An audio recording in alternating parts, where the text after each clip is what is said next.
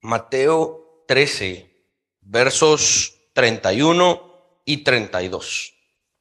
Dice de la siguiente manera: otra parábola les refirió diciendo: el reino de los cielos es semejante al grano de mostaza que un hombre tomó y sembró en su campo, el cual a la verdad es la más pequeña de todas las semillas, pero cuando ha crecido es la mayor de las hortalizas y se hace árbol, de tal manera que vienen las aves del cielo y hacen nidos en sus ramas.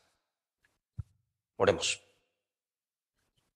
Padre Celestial, gracias por tu palabra, aunque sean dos pequeños versos, pero esos dos pequeños versos contienen tanta verdad, contienen tanta enseñanza, doctrina y vida, que nos alcanzaría la eternidad.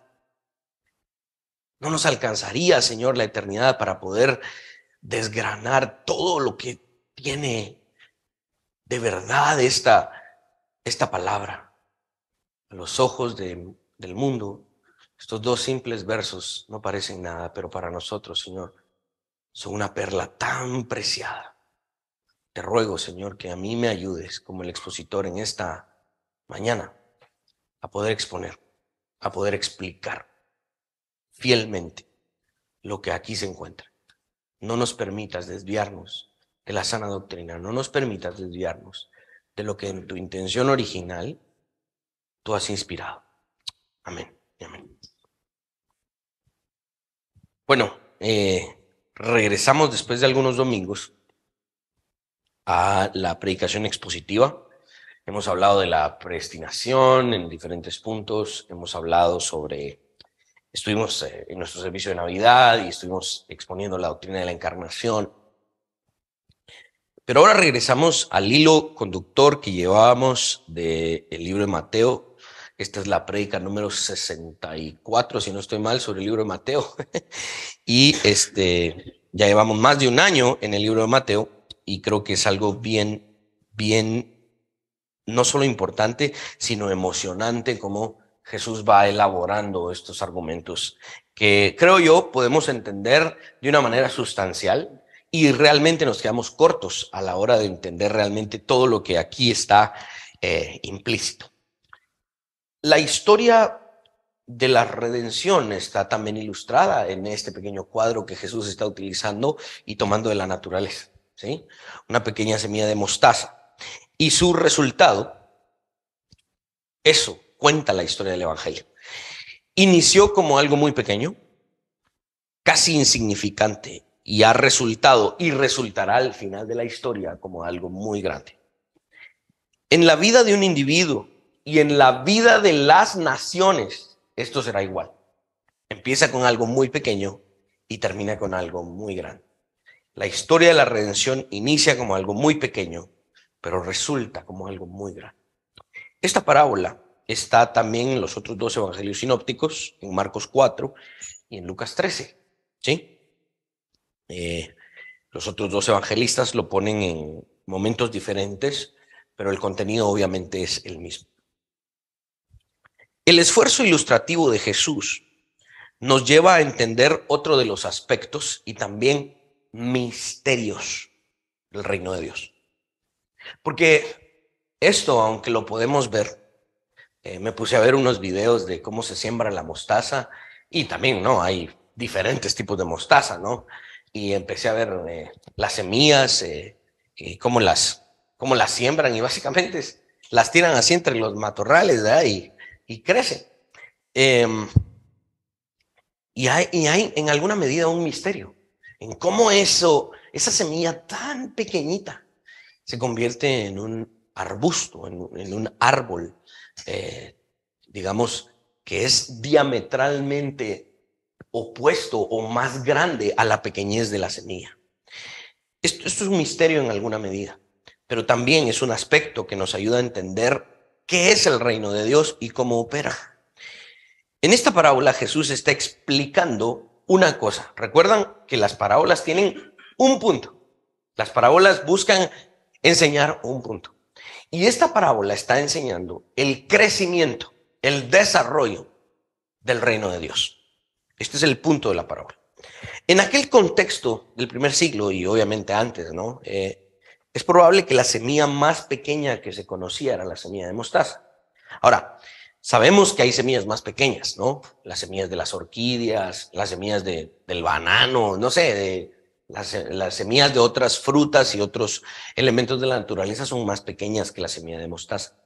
Pero aquí Mateo, más que buscar una exactitud, está registrando un punto, está registrando una enseñanza, no está registrando un dato. Hay muchas personas que dicen, la Biblia es inexacta porque hay semillas más pequeñas que la semilla de mostaza. Sí, eso lo sabemos, pero aquí Mateo no está diciendo la semilla más pequeña que hay en el mundo es la semilla de mostaza. No, Mateo está explicando un punto, no está explicando un dato. ¿Ok? D.A. Carson escribe, si me ayudas ahí, Huicho. En el pensamiento rabínico, la semilla de mostaza era utilizada proverbialmente para la pequeñez. Jesús no era el único maestro que utilizaba la semilla de mostaza como un elemento para sus enseñanzas. Muchos rabinos utilizaban la imagen de la semilla de mostaza cuando querían explicar algo sobre el tema de la pequeñez, ¿no? Era para eso. En este capítulo, Mateo, en el capítulo 13, el elemento de la semilla cobra un papel protagónico. ¿Se recuerdan? En la primera parábola, el sembrador que sembraba semillas. En la segunda parábola hablaba de sembrar el trigo, ¿no? Y hablaba de granos y semillas. Aquí está hablando de la semilla de mostaza. Y este elemento de la semilla va a tomar un papel protagónico como las ilustraciones que se van desarrollando en todo el capítulo. Ya que es asombroso cómo el éxito de una empresa agrícola en aquel momento, la abundancia y la riqueza de aquellos que cultivaban la tierra, dependía de qué? De ese pequeño grano, de una semilla, sea lo que fuesen a cosechar, a sembrar. Toda la empresa dependía de un grano, dependía de la semilla. Todo el proceso iba a iniciar con esto, con una semilla. Miren, un dueño de tierras en aquel tiempo podría tener una buena tierra, podría tener agua, el clima podría estar a su favor, podría tener el arado de óptima calidad y trabajadores y siervos y bueyes y todo. Pero si la semilla no era buena, todo lo bueno que tenía, aparte de la semilla, probablemente no iba a tener ni sentido ni propósito, no iba a resultar en el objetivo deseado. La semilla es algo importante a considerar, ya que en el tema agrícola es la parte nuclear del proceso. ¿Qué significa eso? Es la parte, una semilla es la parte que ya no puede dividirse en más partes. ¿Ok? Una planta tiene varias partes. Una planta tiene raíz, tiene tallo, tiene hojas, tiene fruto, tiene flor, ¿sí? Y el que cultiva la tierra puede tomar una planta y empezar a dividir sus partes, ¿no? Puede tomar la raíz de esa planta y decir, esta raíz sirve para hacer un té de algo, estas hojas sirven para tal cosa, el tallo sirve para que cocinen, la flor sirve para los adornos, y pueden descomponer la planta en sus diferentes partes. Pero cuando llegamos a la semilla ya no puede ser dividida más. Esta es la parte más pequeña, indivisible de todo el proceso. La planta es un asunto compuesto por otras partes. La diferencia con la semilla es que, al menos en aquel contexto, ya no tiene más partes. Es ella misma, entera en su pequeñez, ¿sí? La cual es utilizada para iniciar todo el proceso. Cuando había cosechas y se cosechaban y crecían los grandes árboles y crecían y se daban los grandes frutos y todo lo demás, ¿sí? Toda esa abundancia, ¿dónde empezó? En la semilla. El reino de Dios estaba siendo ilustrado en este sentido como un elemento inicial, fundacional, sin el cual nada inicia. ¿Ok? Un agricultor podía tener todos los demás elementos en su empresa. Ya lo dijimos, la tierra, los animales, el arado, el mejor arado, agua en abundancia, el clima perfecto, pero sin una semilla, sin la semilla. Todo eso que tenía de inversión no servía para nada. ¿sí? Estamos hablando de un asunto indispensable. Esto es lo que Jesús está diciendo en la primera frase, el verso 31. El reino de los cielos es semejante a un grano de mostaza. Luego de esto, Jesús hace una ampliación en su ilustración y enfoca su atención en el resultado de aquella semilla. Y de hecho Jesús hace el énfasis en la pequeñez de la semilla para que el resultado sea más notorio.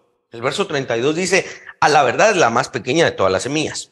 Jesús hace una especie de contraste entre el inicio y el final de ese proceso. Y la semilla contrasta con aquello con lo que se convierte. Ayúdame, Luis, en la siguiente diapositiva. Dice el verso 32, pero cuando ha crecido, es la mayor de las hortalizas y se hace árbol. Jesús aquí está contrastando en alguna medida lo pequeño que inició y lo grande en lo que se convirtió. Sí, un árbol de mostaza, una hortaliza, un árbol de mostaza, no se va a comparar a una ceiba, ¿no? No se va a comparar a un cedro, no se va a comparar a estas secuoyas que crecen allá en California, ¿no? Que son altísimas, no habla de eso. Está hablando de en el contexto de la mostaza. Qué increíble cuán pequeña es esa semilla y cuán grande es su resultado. El reino de los cielos es semejante a este cuadro que estamos observando en la mostaza. Jesús está diciendo que su reino inicia como algo muy pequeño, pero cuando crece es el mayor de todos los reinos. Gerald Byrnes, en su libro sobre la gloria velada y revelada en las parábolas, dice lo siguiente: Cristo está mostrando a sus discípulos su notable e invisible poder revelado en el crecimiento del reino a través del evangelio. Si esta semilla de mostaza cae en el suelo y si la lluvia y el sol la nutren, 1 o 2 meses más tarde podrías ver un arbusto notable que ha crecido de esa semilla muy pequeña. ¿Cómo es eso posible? Cuando era una semilla parecía nada, parecía inútil y sin vida, pero después de anidar en el suelo y recibir sol y agua, ha tenido un crecimiento notable. El punto de la parábola es, vean qué tan pequeño inició y qué grande llegó a ser. Ese es el punto de la parábola. Recuerdan, no alegorizamos el texto, porque hemos escuchado hasta predicas, ¿no? Y contra naturaleza se hace árbol. La mostaza no es un árbol y en contra de su naturaleza se transforma. No alegorizamos eso. Y que las aves del cielo llegaron a hacer sus nidos sobre el árbol de la mostaza. Recuerdan, las aves representan al maligno y por lo tanto aquí estamos viendo un crecimiento anormal de la iglesia. No, no aplicamos el texto, no lo alegorizamos de esa manera. Aquí hay un punto que Jesús está intentando ilustrar y es qué tan pequeño inició y qué tan grande llegó a ser el reino de los cielos. Eso es todo. Este cuadro que estamos viendo acá en la semilla de mostaza es un cuadro totalmente opuesto al de todos los reinos que se conocían en aquel tiempo y podemos hacer una semejanza a los reinos que encontramos hoy en nuestro mundo, en nuestro siglo. La historia de todos los reinos del mundo era contraria a lo que empezó en el reino de Dios en el primer siglo. Los reinos del mundo se jactaban de su grandeza, de su pomposidad, de sus grandes ejércitos, de sus grandes ciudades y riquezas y conquistas y sus grandes territorios. Se jactaban de esa grandeza.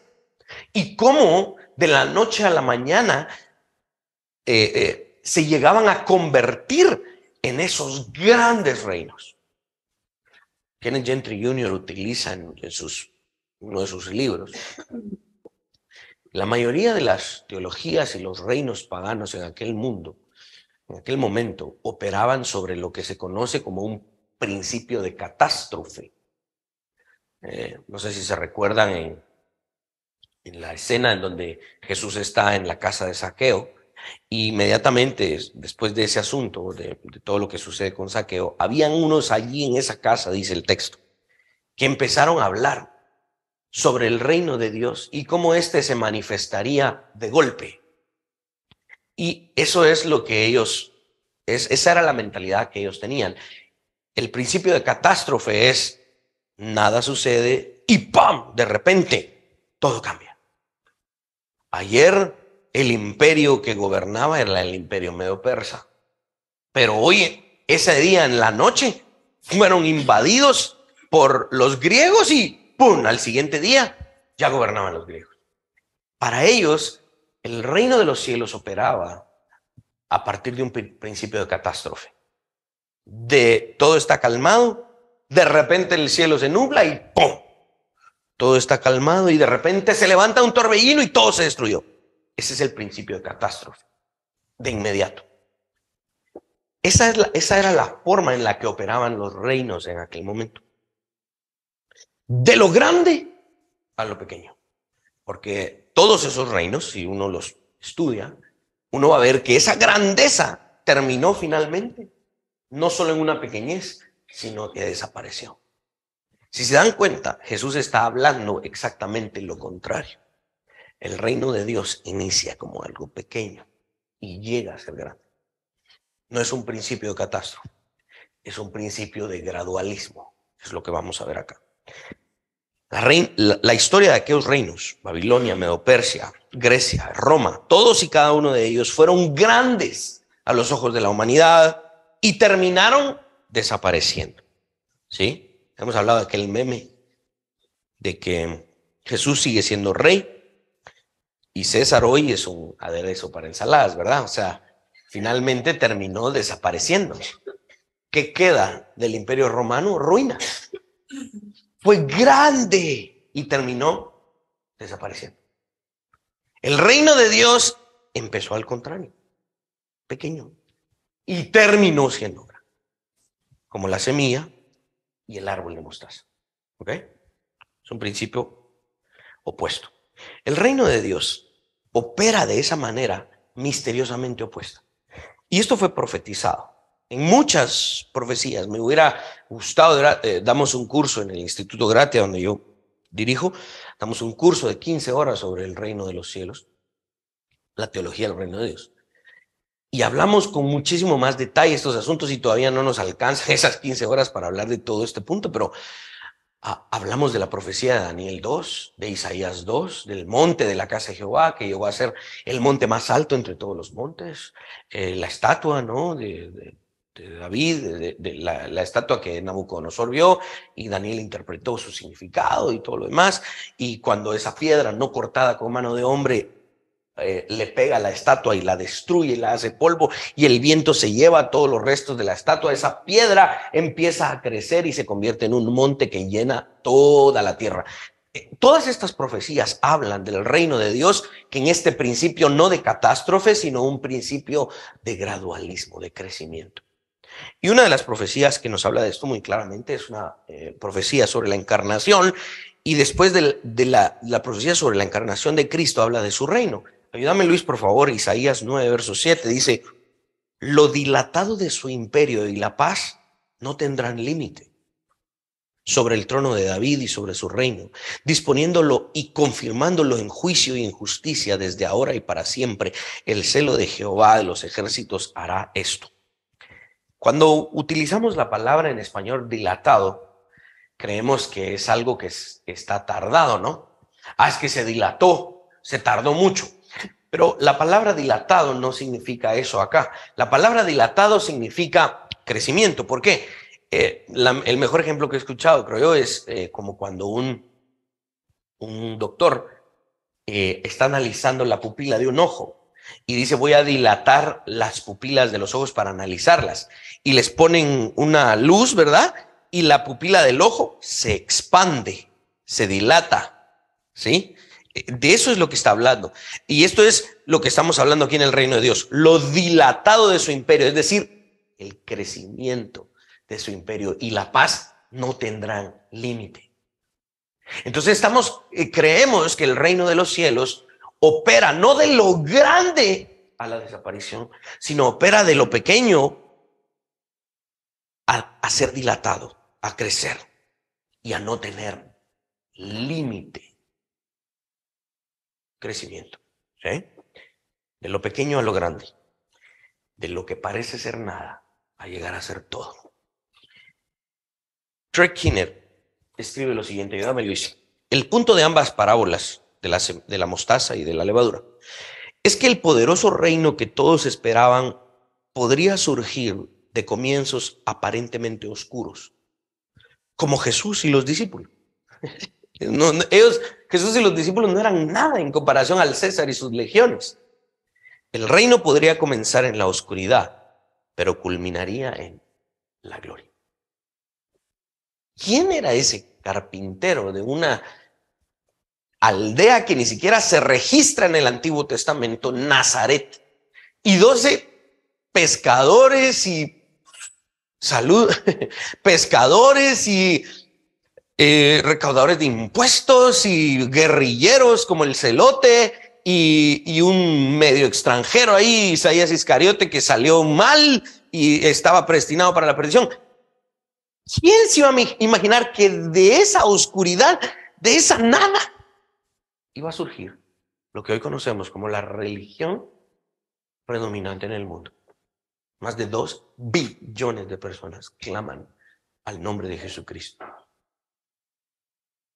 Es un árbol de mostaza que inició como una semilla que nadie creía que tenía valor.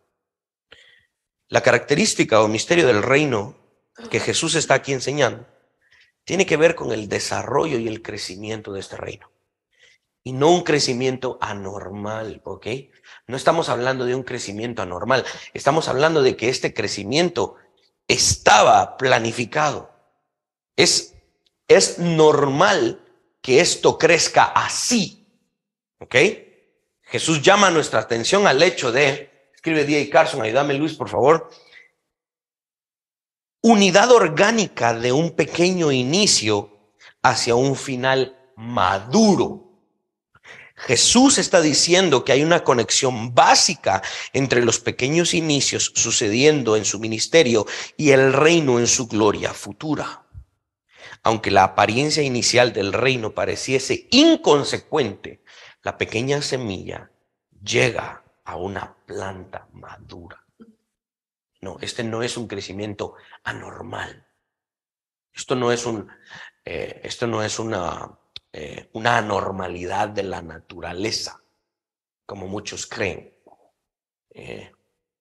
Más que todo el movimiento carismático ama el asunto de que sí, que sea milagroso, que sea anormal, que nos llame a la sensación y al sensacionalismo de miren esa planta, todas las plantas de mostaza son normales, pero no, esto es normal.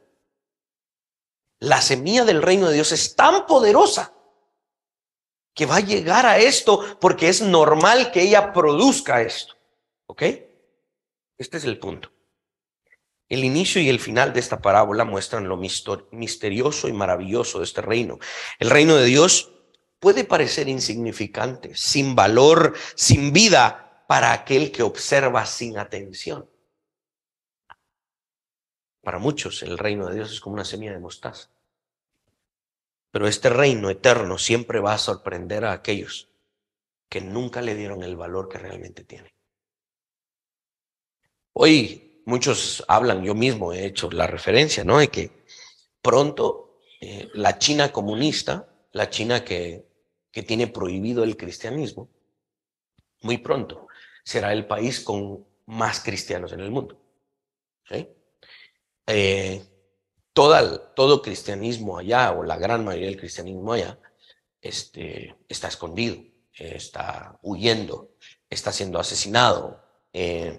Las Biblias que el gobierno permite ingresar a China están modificadas. Por ejemplo, el gobierno chino quita el primer mandamiento.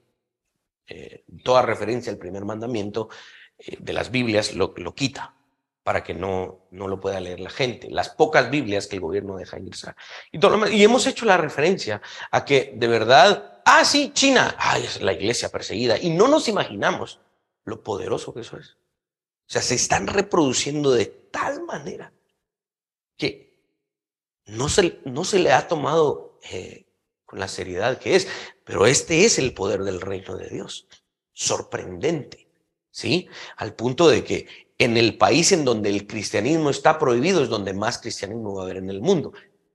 Este es el poder del reino de Dios, ¿sí? Esta parábola nos enseña este punto que les he estado repitiendo, el crecimiento gradual y el resultado definitivo del reino de Dios. En la comparación con todos aquellos reinos de antaño, los reinos se imponían de un día para otro, de la noche a la mañana. Sus conquistas generalmente no conllevaban un proceso, sino que era, vamos a la guerra, vamos a pelear y ¡pum! Ahí está, Dios. Hay una nueva ley, hay un nuevo gobernante, una nueva cultura. Empiecen a vivir de una manera diferente, de la noche a la mañana, de golpe, catástrofe. El resultado era lo más rápido posible. Ellos querían resultados lo más rápido posible y así establecerse con violencia, con poder militar. Ese era el operar de los reinos de antaño. El reino de los cielos es ilustrado en esta parábola como un reino que se establece a través de un proceso, ¿ok?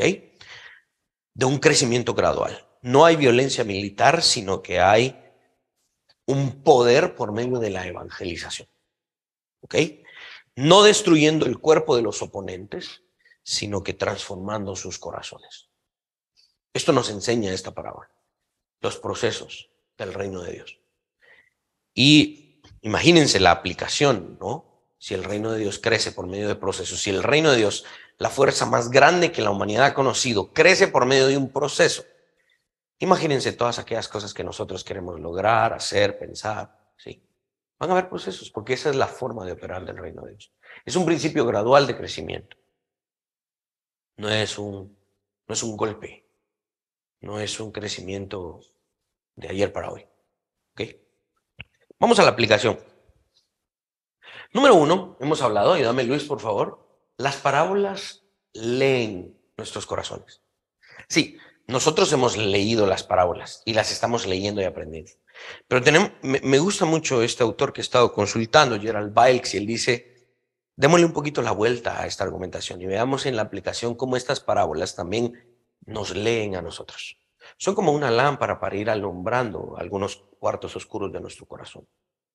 Esta parábola nos invita a observar entonces con mucha atención, o te invito a que después del entendimiento de esta parábola vayas a tu casa en las noches antes de dormir, mientras estás hablando con tu cónyuge o con algún amigo o amiga, y prestes atención y voltees a ver atrás y veas, ¿ha habido crecimiento en mi vida? ¿Ha habido un desarrollo de mi vida cristiana?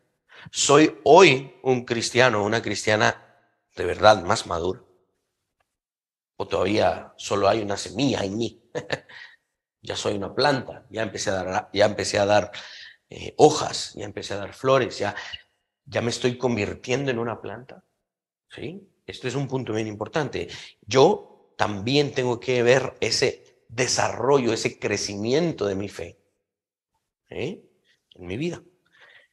Y debemos de prestar atención a este glorioso proceso de desarrollo en nuestra vida por medio de ¿qué? Por medio de los principios del reino de Dios, por medio de aplicar los principios del reino de Dios en nuestra vida.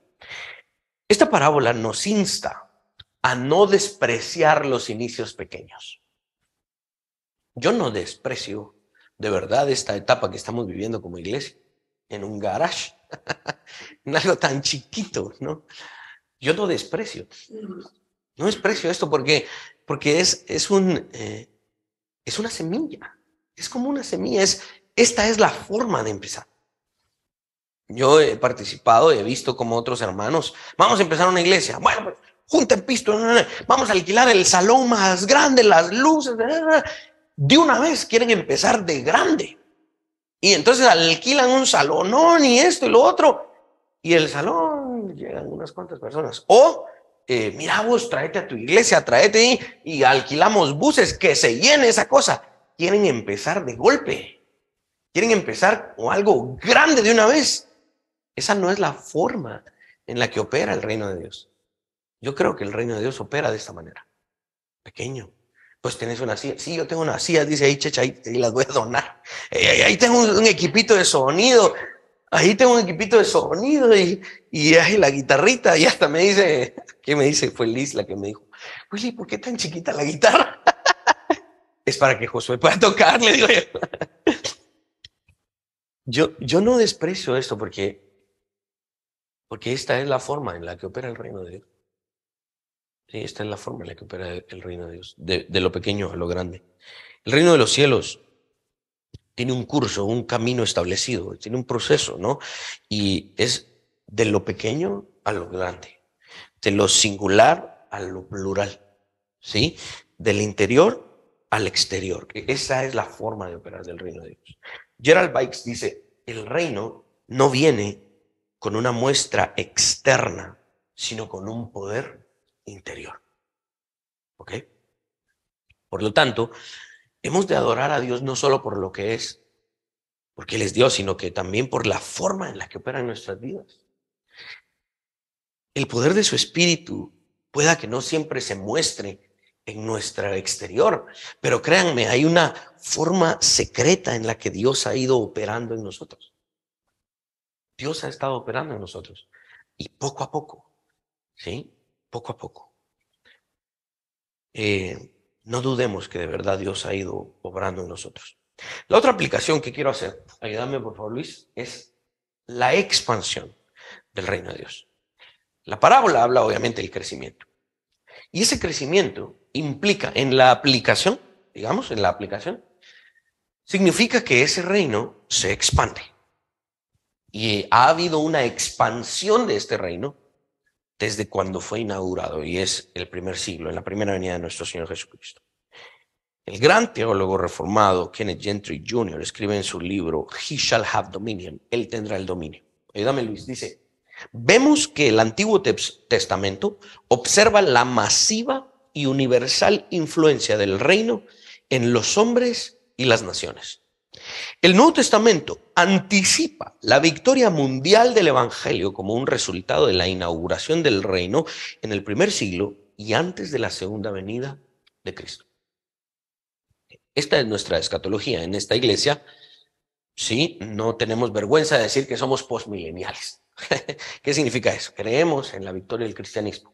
Antes de la segunda venida, creemos que las naciones habrán sido cristianizadas. Creemos que para antes de la segunda venida de Cristo, el reino de Dios se habrá expandido de tal manera que será la influencia más grande que la humanidad haya conocido y que esté poniendo en práctica en toda área de la sociedad, desde el individuo, las familias, las iglesias, los gobiernos, la educación, la economía, las empresas, el emprendimiento y los negocios. Creemos que el reino de Dios habrá llenado, ocupado todos estos lugares. Hemos estado trabajando para eso y creemos que así será. Ahora, síganme por favor en esta argumentación, porque estoy hablando en esta aplicación de la expansión del reino de Dios. Son pocos los que tienen una capacidad de ver el potencial de la expansión de algo cuando ese algo está en sus etapas básicas iniciales. ¿Se han dado cuenta que son pocos los que logran ver el potencial, por ejemplo, de un negocio? Alguien de repente mira a esta persona y dice, ese es un buen negocio, vos. Ese puede llegar a ser una gran empresa. Y mucha gente dice, y ni lo ven con buenos ojos, ¿no? Pero son pocos los que dicen, eso tiene potencial, vos. Son muy pocos los que logran hacer eso. Por ejemplo, yo durante un tiempo de mi vida, creo que fui en un corto tiempo, porque practicaba mucho la música. Yo era un productor musical y hubo una etapa en mi vida que dije, yo tengo una habilidad, porque una cosa es ser músico, ¿sí? Y tocar y ser muy habilidoso, pero no todos los músicos son productores musicales. Un productor musical a veces ni siquiera es buen músico como tal, pero un productor musical logra ver realmente un producto terminado cuando está escuchando algo que le llamamos maqueta, algo simple, ¿no? Por ejemplo, podía estar una persona ahí, vos fíjate que yo quiero grabar mi canción, María, María, y cantando así feo, y todo desafinado. Pero el productor musical está escuchando, y mientras está escuchando esa cosa horrenda que está cantando la persona, ya se está imaginando, aquí puede ir, aquí entra la batería, aquí le metemos esto, aquí le metemos unas cuerdas. Él en su mente ya vio el producto. Mira, ¿a qué le está cantando todo desafinado? ¿Sí? Son pocas las personas que tienen esa capacidad de llegar a ver el final de algo cuando está en sus etapas iniciales. Por ejemplo, este famoso personaje, ¿no? Steve Jobs, el fundador de la empresa Mac y todos los productos Apple, ¿no? Cuando él, y no solo él, sino que hubo otros también allá en Estados Unidos y no sé si en Europa, empezaron a ver cómo el Internet empezaba a desarrollarse. Steve Jobs apareció con su invención del iPod, ¿sí? Él dijo, voy a hacer que toda la gente tenga un dispositivo en su teléfono, se ponga sus audífonos y pueda accesar a toda la música que quiera. En ese momento, los que manejaban la industria de la música eran las grandes disqueras, ¿no? Y la venta de los discos, los CDs, era la onda. Se cuenta que Steve Jobs, quien no era ni músico, no tenía nada que ver con la música, él era un desarrollador de tecnología. Se cuenta que él tomó un prototipo del iPod, ¿verdad? Y que ya empezaba a funcionar, donde él tenía cierta música, y se fue a las disqueras, ¿verdad? Y les dijo, miren, el negocio de la música va a cambiar. La gente ya no va a comprar CDs. La gente me va a comprar a mí esta cosita que se llama iPod. Y toda la música que ustedes venden en CDs, yo la voy a tener aquí y la voy a hacer accesible para todo el mundo, para que puedan comprar una canción a 99 centavos. Así que ustedes se acomodan a lo que yo voy a hacer o sus negocios se van a perder. Algunas disqueras le dijeron a Steve Jobs, sí, vaya, ¿cómo colaboramos? Pero la gran mayoría dijeron, no, estás loco, la gente no va a hacer eso. Y hoy en día ya ni la idea de Steve Jobs usamos, porque ya existe Spotify, ya existe todo lo demás. Steve Jobs vio antes de que el producto terminado, él vio el potencial de la industria musical conforme el Internet se iba a desarrollar.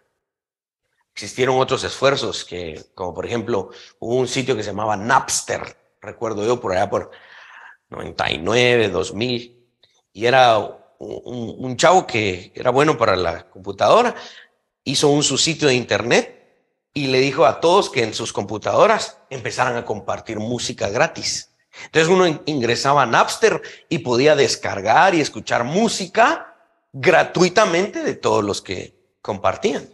Pero obviamente eso no convenía y lo demandaron y lograron cerrar ese sitio y todo lo demás. Pero él y Steve Jobs y otros de estos tomaron ciertas acciones porque vieron el potencial de lo que se estaba gestando. Dijeron, esto va a llegar a ser algo millonario. Entonces empezaron a desarrollar tecnología para aprovecharse de lo que venía. ¿Sí?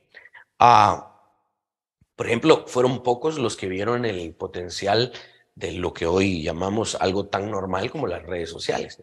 Hasta los abuelos hoy tienen su Facebook y su Instagram y todo lo demás. ¿Cómo iniciaron estas redes sociales?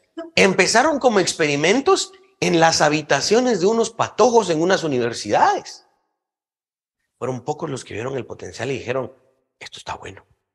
La gente le va a gustar esto, vamos a poder vender publicidad, y empezaron, adivinen qué, a invertir, a meterle, porque vieron el potencial de esto. ¿Sí? Muy pocos se imaginaron que en un futuro la gran mayoría de los hogares y las empresas en el mundo iban a tener computadoras y dispositivos electrónicos. En aquel momento, en los principios de los 90, era carísimo. Cuenta el doctor Gary DeMar que en aquel tiempo compraron una computadora para $7,000, una cosa así, era carísima. Y lo único que podían hacer era procesar palabras. No podían escuchar música. No, o sea, era algo bien rudimentario, ¿no? Y hubo algunos que dijeron, esto lo vamos a lograr hacer para que toda la gente tenga acceso. Pocos vieron esos potenciales. Y hoy, obviamente, son personas millonarias, ¿no? Porque lograron ver ese potencial. ¿Qué estoy haciendo con esto? Estoy intentando aplicar lo que estamos viendo de la parábola de la semilla de mostaza. La expansión del reino de Dios. Nuestro Dios es el maestro de maestros cuando se trata de observar el potencial de algo. El reino de los cielos fue inaugurado en el primer siglo, en la primera venida de Cristo, como una semilla de mostaza. Y Dios mismo es el que nos invita, todavía nos invitó y nos sigue invitando a ver el potencial de la expansión que tiene el reino de Dios. La diferencia entre Dios y todos los otros hombres que yo les hablé, que vieron el potencial de sus productos y servicios y los empezaron a expandir.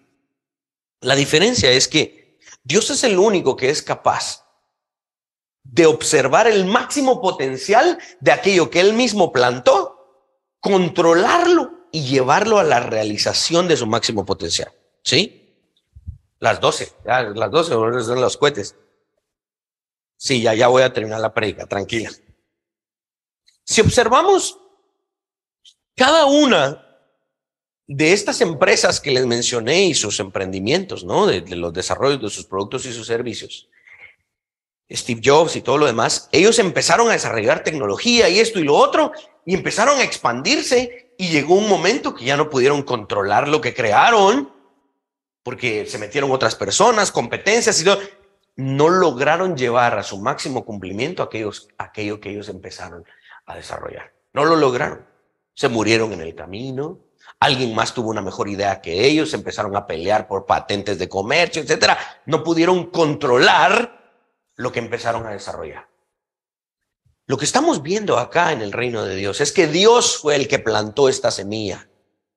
Fue inaugurado en el primer siglo, en la primera venida de Cristo, y Él mismo ha ido velando y observando y controlando el crecimiento del reino de Dios.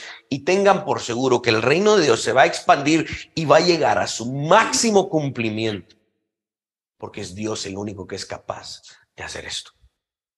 Todos los demás que intentan desarrollar sus ideologías, ideas, productos y servicios, llega a un punto en donde pierden el control y se convierten en esclavos de aquello que han creado y se mueren, se empalagan, se contaminan, se drogan con ello y mueren.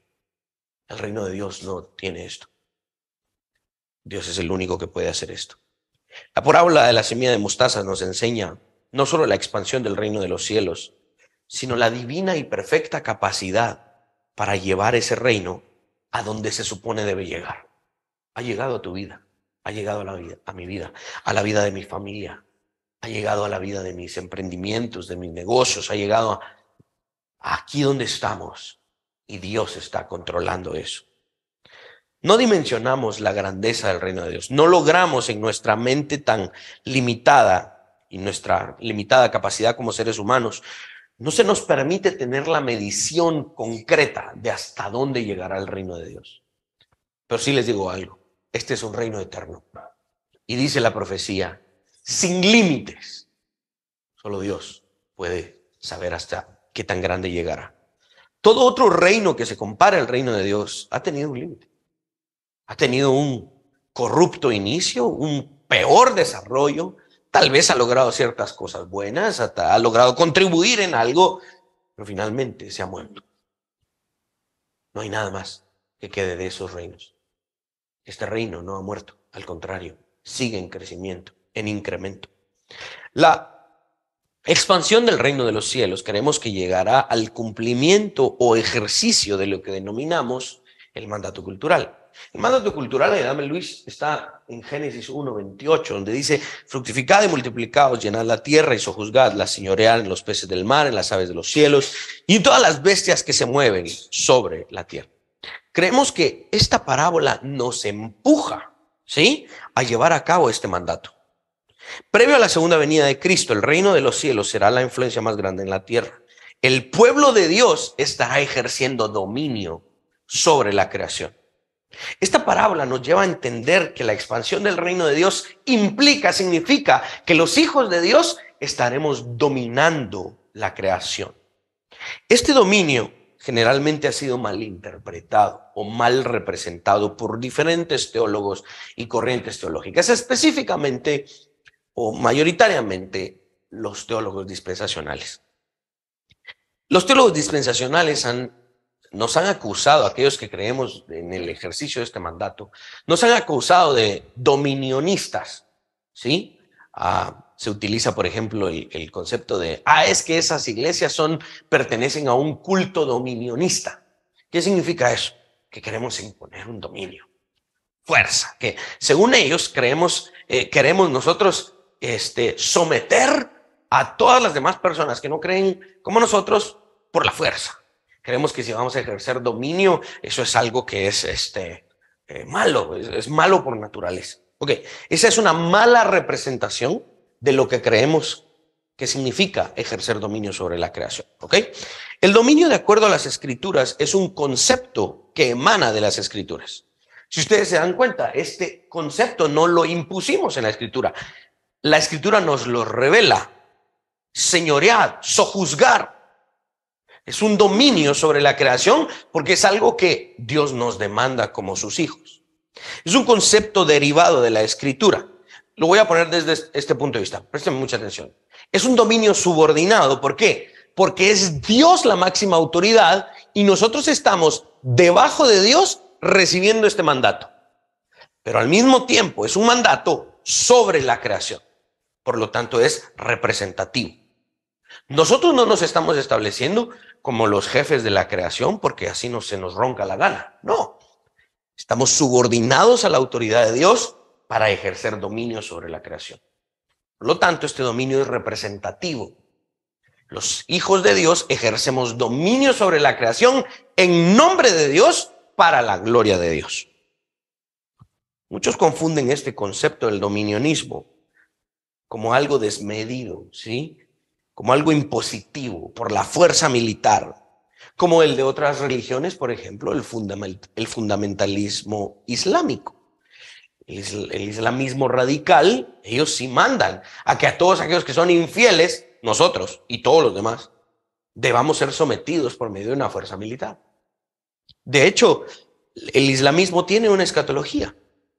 Y adivinen qué, según ellos ganan en su escatología. Ellos triunfan en su escatología porque hay que asesinar a todos aquellos que no se conviertan a la fe. Ese no es el concepto cristiano.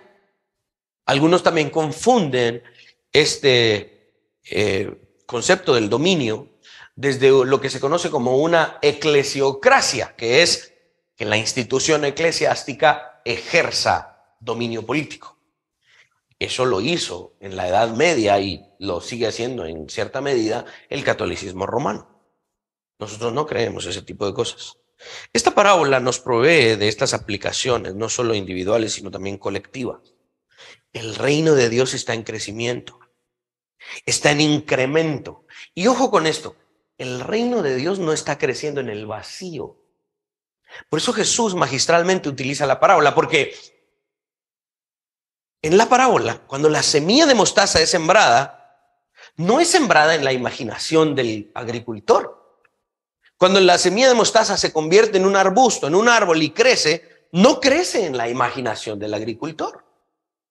Crece en el huerto, crece en medio de otros arbustos, crece en medio de otras plantas. Este es el punto que quiero decir. El reino de Dios está en crecimiento en nuestra realidad. Por eso es que este tema es tan importante, no solo tema, sino esta exposición bíblica, porque las lamentablemente malas teologías dicen, este reino que estamos viendo acá es para el futuro, cuando habrán 1000 años después de la venida de Cristo y el Armagedón, se le van a levantar la bestia y esto y lo otro. Son 1000 años de paz que están en el futuro. Ese reino no lo podemos ver ahorita, dicen muchos. Es un reino que está en nuestra mente, que está en nuestro corazón. Malas noticias para esas teologías liberales y dispensacionales. Estas teologías del pacto, reformadas, posmileniales, nos ayudan a entender que este reino no está creciendo en nuestra imaginación. Este reino está creciendo en nuestra realidad. Por la gracia de Dios, ahorita logramos encontrar un poquito más de financiamiento para que la asociación que yo dirijo, de la cual soy presidente, la asociación Credo, labore de manera más diaria y específica en el ámbito de la política. Estamos desarrollando currículums, estamos buscando maestros, ya tenemos una persona que se va a dedicar a eso todos los días para trabajar, para educar políticos en una ética bíblica, porque creemos que el reino de Dios tiene una injerencia hoy, acá, en nuestra realidad. No es en el futuro, no es en nuestra imaginación, está creciendo en nuestra realidad. La semilla de mostaza creció en la tierra, en el huerto, en medio de todo lo demás. El reino de los cielos está creciendo acá, en medio de nosotros.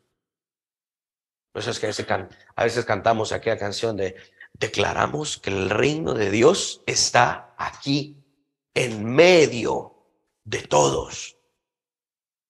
¿Sí? En medio de todo. El reino de Dios es esta planta de mostaza que está creciendo en esta realidad. ¿Sí? Y por eso le doy tanto énfasis, porque hay mucha teología y de verdad predomina en muchas iglesias esa teología que dice que el reino de Dios está en nuestro corazón nada más. No. El reino de Dios no solo está en nuestro corazón, está en mi familia, está en el gobierno del país donde vivo, está en mis negocios, está en lo que hago. Esto es un asunto práctico. Se está expandiendo en mi realidad, no en mi imaginación, no solo en mi doctrina. Pero es tan importante la aplicación de esto. El reino de Dios que profesamos y que creemos, debemos aplicarlo, llevarlo a toda esfera de la sociedad, porque tenemos certeza de que llegará a ser la mayor de las influencias y el más grande poder que la humanidad ha presenciado. ¿Lo creen? Amén. Qué hermosa parábola, ¿verdad? Pongámonos de pie.